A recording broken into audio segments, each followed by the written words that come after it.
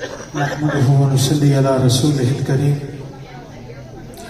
اما بعد فاعوذ بالله من الشيطان الرجيم بسم الله الرحمن الرحيم قد افلح من تزكى وذكر اسم ربه فصلى بل تؤثرون الحياة الدنيا والآخرة خير وأبقى آمنت بالله صدق الله مولانا العظيم وصدق رسوله النبي الكريم وقال الله تبارك وتعالى في شان حبيبه الكريم بسم الله الرحمن الرحيم إن الله وملائكته يصلون على النبي يا أيها الذين آمنوا صلوا عليه وسلموا تسليما اللهم صل على سيدنا ومولانا محمد وعلى آل محمد وبارك وسلم. اگا اپنی موت سے کوئی بشر نہیں، سامان 100 برس کا ایک پل کی خبر نہیں، دیکھتا ہے اوروں کو تو ملتے ہوئے خاک میں، ایک دن تجھ کو بھی دیکھے گا زمانہ خاک میں. یا رب یہ جان میری جب میرے بدن سے نکلے، صلی علی کا کلمہ میرے دہن سے نکلے، اللہ یا محمد ہووے زباں پہ جاری جب یہ میری روح چرہے کوہن سے نکلے. حمد و صلات کے بعد نہایت واجب الاحترام بزرگوں اور دوستوں، اصالِ ثواب کے اس پروگرام میں ہم شامل ہیں. اللہ تعالیٰ محترم حافظ بلال صاحب کی دادی جان مرحومہ کے درجات کو بلند فرمائے اور انہیں جنت الفردوس میں اعلیٰ اور عرفہ مقام عطا فرمائے. افطار کا وقت بھی قریب ہے اور قبولیت کا وقت ہے، دعائیں قبول ہوتی ہیں اور ہم اسی لیے آئے ہیں، مل کر بیٹھے ہیں کہ اللہ تعالیٰ جب ہم ہاتھ اٹھائیں اور مرحومہ کے حق میں دعا کریں تو اللہ تعالیٰ ہماری دعا ان کے حق میں قبول فرمائے. اس مختصر وقت میں آپ کی توجہ میری طرف ہونی چاہیے، باقی انتظامیہ آپ کے سامنے کھانے پینے کی اشیاء رکھ رہی ہیں. یہ گفتگو اگر شاید ہمارے اصلاح کا سبب بن سکے، ہمیں اپنے آپ کو بہتر کرنے میں دنیا کے اندر شاید کام آ سکے، میری اور آپ کی شاید نجات کا ذریعہ بن سکے، اور جو اصالِ ثواب کے لیے ہم آئے ہیں ان مائی صاحبہ کے روح کو اس کا ثواب پہنچا کر ہم ان کے درجات کی بلندی کے لیے دعا کر سکیں. اللہ تعالیٰ نے قرآن میں فرمایا قد افلح من تزکا، تحقیق کامیاب ہو گیا وہ شخص جس نے اپنا تزکیہ کر لیا، جس نے خود کو پاک کر لیا. ہم کامیابی کا معیار اپنا اپنا رکھتے ہیں. شاید دنیا کے لحاظ سے ہم یہ سمجھتے ہوں جس کے پاس مال و دولت زیادہ ہو وہ کامیاب ہوگا، جائیداد زیادہ ہو وہ کامیاب ہوگا، جس کے پاس علم زیادہ ہو وہ کامیاب ہوگا، جس کے پاس بڑا عہدہ ہو وہ کامیاب ہوگا. کامیابی کے معیار اپنے اپنے ہیں. ہم سوچ سکتے ہیں دنیا کے لحاظ سے کہ ہم فلاں کو کامیاب کہتے ہیں، کوئی الیکشن میں جیت جائے ہم کہتے ہیں یہ کامیاب ہو گیا. جو بھی دنیا کے اندر ایک نظام ہے ہم نے اپنا معیار بنایا ہوا ہے، لیکن اللہ کا قرآن کہتا ہے قد افلح من تزکا، کہ تحقیق وہ شخص کامیاب ہو گیا جس نے اپنا تزکیہ کر لیا، جس نے خود کو پاک کر لیا، جس نے اپنے آپ کو، اپنے ظاہر کو بھی، اپنے باطن کو بھی پاک کر لیا. ہم ظاہر لوگوں کے لیے سجا سکتے ہیں، ظاہر کی ستھرائی اور صفائی جو ہے یہ لوگوں کے لیے ہو سکتی ہے، لیکن جو اندر کی پاکیزگی ہے، جو دل کی صفائی ہے، جو باطن کی صفائی ہے، جو آج کے دور میں سب سے زیادہ ضروری ہے، یہ کس کے لیے ہے؟ یہ اللہ رب العالمین کے لیے ہے، یہ اس خالق کے لیے ہے، یہ اس مالک کے لیے ہے جس نے ہمیں یہ جسم عطا کیا ہے، جس نے ہمیں اس دنیا کے اندر بھیجا ہے عمل کے لیے، ایک مقصد دے کر بھیجا ہے. اور وہ کہتا ہے اگر تم اس دنیا سے کامیاب لوٹنا چاہتے ہو، اگر کامیابی حاصل کرنا چاہتے ہو تو تمہیں اپنے آپ کو پاک کرنا ہوگا، اپنے ظاہر کو بھی، اپنے باطن کو بھی. ہم سنتے ہیں حدیث مبارکہ کے حوالے سے اللہ کے نبی نے فرمایا کہ صفائی نصف ایمان ہے. یہ ظاہری صفائی بھی اس میں آ گئی اور باطن کی صفائی یہ ہے اپنے قلب کو، اپنے سینے کو، اپنے اندر کو ہم پاک کر دیں. کس چیز سے؟ غیر اللہ کی محبت سے، نفرت سے، کینہ سے، حسد سے، لوگوں کے بارے میں بدگمانی سے. اگر ہم نے اپنے ظاہر کو تو وضو بنا لیا، غسل کر لیا، لباس اچھا پہن لیا، پاک ہو گئے، لیکن اگر دل کے اندر وہی گند بھرا ہوا رہا، اگر دل کے اندر وہی کینہ اور حسد موجود رہا، اگر وہی نفرت موجود رہی، تو پھر شاید وہ رب جو کہتا ہے، حدیث قدسی کے الفاظ ہیں، اللہ تعالیٰ فرماتا ہے، اللہ کے نبی ارشاد فرماتے ہیں کہ اللہ کہتا ہے میں تمہارے ظاہر کو نہیں دیکھتا، میں تمہارے جسم کو نہیں دیکھتا، بلکہ میں تمہارے دلوں کو دیکھتا ہوں، میں تمہارے دل کی نیت کو دیکھتا ہوں، میں تمہارے اعمال کو دیکھتا ہوں. تو آج ہمیں اپنے اندر کو ٹھیک کرنے کی ضرورت ہے، آج ہمیں اپنی اصلاح کی ضرورت ہے. تو اللہ نے فرمایا کہ اپنے باطن کو ٹھیک کر لو، اپنے آپ کو ٹھیک کر لو، یہ تمہاری کامیابی ہے. ہم جب دنیا سے انسان جاتا ہے اسے غسل دیتے ہیں، مرد ہو عورت ہو، اسے لباس پہناتے ہیں، کفن پہناتے ہیں، سفید کپڑا اس کو پہنا کر کندھوں پر اٹھا کر جنازہ پڑھ کے اسے دفن کر دیتے ہیں.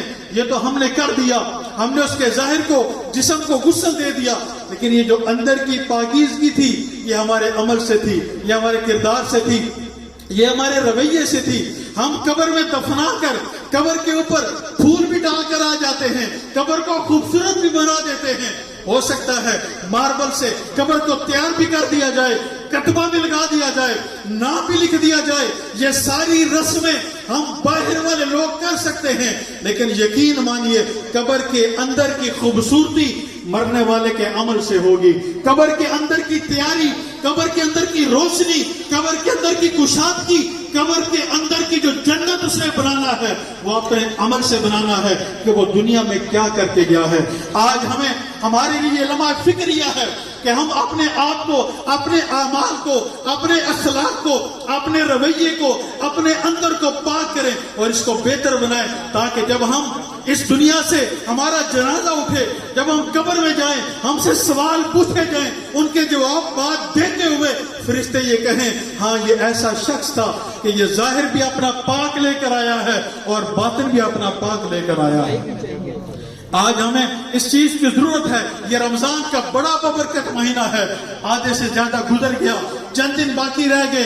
اللہ کا قرآن کہتا ہے ہم نے یہ رمضان تمہیں اس لیے عطا کیا تھا تاکہ تم متقی بن جاؤ، تمہیں تقوی حاصل ہو جائے، اللہ کا خوف حاصل ہو جائے. اور یہ تقوی، یہ متقی بننا اس کے لیے ضروری ہے کہ ہمارا اندر بھی صاف ہو جائے، ہمارا باطن بھی پاک ہو جائے، کسی کے لیے کوئی ایسی بری سوچ نہ ہو، بدگمانی نہ ہو. ہم تو کسی کو دیکھتے ہیں اس کے بارے میں پہلے رائے قائم کر لیتے ہیں، یہ ویسا ہے، اس کے اندر یہ ہوگا، یہ ایسا ہوگا.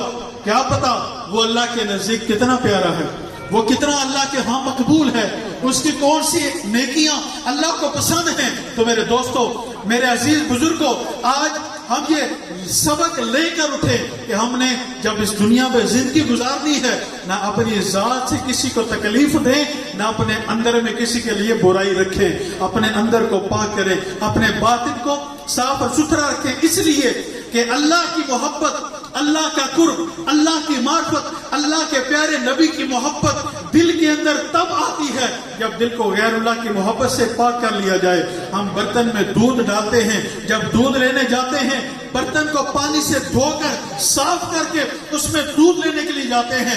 گندے برتن میں ہم دودھ نہیں لینے جاتے، ہم اس میں دودھ ڈالنا پسند نہیں کرتے ہیں. اگر دل گندا ہو، غیر اللہ کی محبت اس میں ہو، حیث اور ہوس بھرا ہوا ہو، دنیا کی لعنت بھری ہوئی ہو، پھر اس میں اللہ کی محبت کیسے آئے گی؟ اللہ کا قرب کیسے آئے گا؟ اللہ کی معرفت کیسے آئے گی؟ اس لیے اس دل کے برتن کو پاک اور صاف کرنا یہ ہمارے لیے ضروری ہے. اور اس کے ساتھ ساتھ آج کے دور میں سب سے زیادہ ان چیزوں کے ساتھ نیک لوگوں کی صحبت کی ضرورت ہے، اللہ والوں کی، اولیاء اللہ کی صحبت کی ضرورت ہے. اس لیے اللہ کے نبی نے فرمایا نیک بندوں کی صحبت کی مثال ایسے ہے، اگر کوئی عطر کی دکان پر جائے، خوشبو والی دکان پر جائے، وہاں سے اگر وہ خوشبو نہ بھی خریدے، وہ وہاں جائے گا اسے خوشبو محسوس ہوگی. نیک لوگوں کی صحبت کی مثال ایسے ہی ہے. ہم ان کے پاس بیٹھیں گے، کچھ لمحے جب ان کے پاس گزاریں گے، ان کی صحبت کا، ان کی اس چیز کا اثر ہمارے مزاج پر ہوگا، ہمارے اندر ایک نیکی کا جذبہ پیدا ہو جائے، ہمارے اندر ایک اصلاح کا جذبہ پیدا ہو جائے گا. آج اولیاء اللہ اور یہ قیامت تک موجود رہیں گے. ہمارے مرشد مربی حضور قبلہ عالم محبوب سلم سائیں، ان کی صحبت کا یہ اثر ہے، جن کے پاس جانے سے ہمیں داڑھی بھی نصیب ہوئی، دستار بھی نصیب ہوئی، نماز بھی نصیب ہوئی. وہ ہمیں ذکر قلبی کی تلقین کرتے ہیں. اور یہ ذکر کا طریقہ میں عرض کر کے اپنی گفتگو ختم کروں گا. ایک ذکر ہے جو ذکر زبان سے ہوتا ہے، آپ سبحان اللہ پڑھتے ہیں، الحمدللہ پڑھتے ہیں، درود پاک پڑھتے ہیں، لا الہ الا اللہ پڑھتے ہیں. جو زبان سے ذکر کیا جاتا ہے، بالجہر کیا جاتا ہے، اونچی آواز میں، وہ زبانی ذکر ہے. اور ایک ذکر قلبی ہے، ذکر خفی ہے جو دل کے ساتھ کیا جاتا ہے، جس کی تلقین ہمارے مرشد مربی नक्शबंदी सिलसिले के सालार वो इसकी तलकीन करते हैं कि बाई जानिब इंसान का दिल है, इस दिल में हर वक्त ये ख्याल हो, वुजू हो या ना हो, आप कारोबार में हैं, दुकान पे हैं, घर में हैं, खेती बाड़ी में हैं, आप दुनिया का काम करते रहें और इस दिल में ये ख्याल हो, मेरा दिल जिक्र कर रहा है अल्लाह हो अल्लाह, अल्लाह हो अल्लाह हो अल्लाह, अल्लाह हो अल्लाह हो अल्लाह। जिक्र कल्बी जो है ये तवज्जो से होता है, ख्याल से होता है। हम यहाँ बैठे हुए हैं, ख्यालात मुख्तलिफ कामों की तरफ होंगे, वही ख्याल और तवज्जो इस दिल की तरफ लेकर आए। ये दिल जो है जिस्म का बादशाह है और इस दिल में जब आप अपना जिक्र तवज्जो से करेंगे, ये दिल अल्लाह के जिक्र में मशगूल हो जाएगा। फिर इसमें अल्लाह का नूर, अल्लाह की मार्फत, अल्लाह का कुर्ब हासिल होना शुरू हो जाएगा। 10 बकार दिल ब याद, हाथ काम की तरफ हो और दिल उस यार की याद की तरफ हो, उस रब को याद करता हुआ हो। अगर ये कैफियत नसीब हो जाए तो ये बड़ी अल्लाह की मेहरबानी और अल्लाह का फजल और अल्लाह का करम है। अल्लाह ताला इस महफिल में हम बैठे हैं दुआ के लिए, अल्लाह मेरा कहना आपका सुनना कबूल फरमाए और अल्लाह ताला माई साहबा के दर्जात को बुलंद फरमाए, उन्हें जन्नतुल फिरदौस में आला और अरफा मकाम अता फरमाए। और हम जितने भी जब भी कहीं दुआ में जाएं, आखिरी बात अर्ज करने लगा हूं, इस हाल सवाब के लिए जाते हैं, फूडी पर हम जाते हैं 3 दिन के लिए या किसी भी ऐसे मौके पर जाएं, तो दुआ में जितना अदब होगा, जितनी आजिज़ी होगी, जितनी तवज्जो होगी, उतनी दुआ कबूलियत के करीब होगी। हम दुआ कैसे मांगते हैं? फूडी पर अक्सर हम जाते हैं, कोई हमने कुछ पढ़ा नहीं, कोई कुछ नहीं, सिगरेट अगर पीते हैं तो बाहर फेंका और अंदर बैठे दुआ मांगे जी, और इधर उधर देख रहे हैं और बस इस तरह का अंदाज है हमारा, और बस साथ ही हाथ फेर दिए। इस तरह दुआ नहीं, दुआ पूरे खुलूस नीयत के साथ, पूरी तवज्जो के साथ। हम किससे दुआ मांग रहे हैं? हाथ किसके बरगाह में उठा रहे हैं? अल्लाह की बरगाह में, जो दुआओं को सुनता है, दुआओं को कबूल करता है। तो जब हम हाथ उठाएं तो पूरी तवज्जो भी अल्लाह की तरफ हो। हम जब दुआ मांगे तो पूरी यकसुई के साथ मांगे, फिर यकीन मानिए हमारी दुआओं में असर भी होगा और वो कबूल भी होंगी। वरना वो मूसा अलैहिस्सलाम के दौर का शख्स था जिसके बारे में कहा गया कि उसका दिल इधर उधर है, अब वो बेशक दुआ के लिए हाथ बुलंद करे, आवाज ऊंची करे, कबूल नहीं हो सकती जब तक तवज्जो अल्लाह की तरफ ना हो। अल्लाह ताला हमें इन बातों पर अमल करने की तौफीक अता फरमाए। वमा अलैना इल्लल बलागुल मुबीन। तमाम अहबाब एक दफा अल्हम्दुलिल्लाह शरीफ 3 बार कुल्लो शरीफ अव्वल आखिर दुरूद शरीफ सारे अहबाब।